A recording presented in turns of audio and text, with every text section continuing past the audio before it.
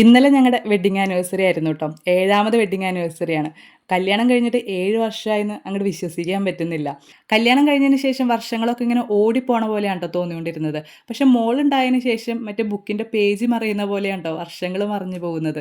അപ്പം എന്തായാലും ആനിവേഴ്സറി ആയ സ്ഥിതിക്ക് ഒന്ന് പുറത്തു പോയി ഭക്ഷണം കഴിക്കാമെന്ന് വിചാരിച്ചു ട്ടോ. അപ്പം ഞങ്ങളിത് ഇതുപോലെ ഇരുട്ട് പിടിച്ച വഴി കൂടെയാണ് ട്ടോ പോകുന്നത്. തമിഴ്നാടിന്റെ ഉള്ളിലേക്ക് കയറി കഴിഞ്ഞാൽ അല്ലെങ്കിലും ഇങ്ങനെയൊക്കെ തന്നെയാണ് ട്ടോ. ഈ റോട്ടിൽ വെട്ടോ വെളിച്ചോ അങ്ങനെയൊന്നും ഉണ്ടാവില്ല ട്ടോ. ഇവിടെ നമുക്ക് നല്ലൊരു ഭക്ഷണം കിട്ടണമെങ്കിൽ ഞങ്ങൾ 50-60 കിലോമീറ്റർ ഒക്കെ പോകണം ട്ടോ.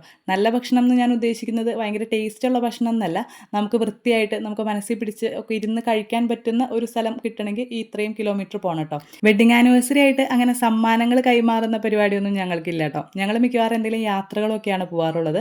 ഈ പ്രാവശ്യം ഞങ്ങൾ ഗോവയിലാണ് ട്ടോ പോയിട്ടുണ്ടായിരുന്നത്. അപ്പം ഞങ്ങൾ പോയത് അണ്ണാച്ചി ഹോട്ടലിലേക്കാണ് ട്ടോ. ഡിണ്ടിവനത്താണ് ഈ ഒരു ഹോട്ടൽ വരുന്നത്. ഇവരുടെ മട്ടൻ ബിരിയാണി ഭയങ്കര അടിപൊളിയാണ് ട്ടോ. പക്ഷേ ഞങ്ങൾ ചെന്നപ്പോഴത്തേക്ക് മട്ടൻ ബിരിയാണി തീർന്നു പോയിട്ടോ. ഞങ്ങളപ്പോൾ ഒരു സൂപ്പും ഫിഷ് ഫിംഗറും പിന്നെ 65 ബിരിയാണിയാണ് ഓർഡർ ചെയ്തത്.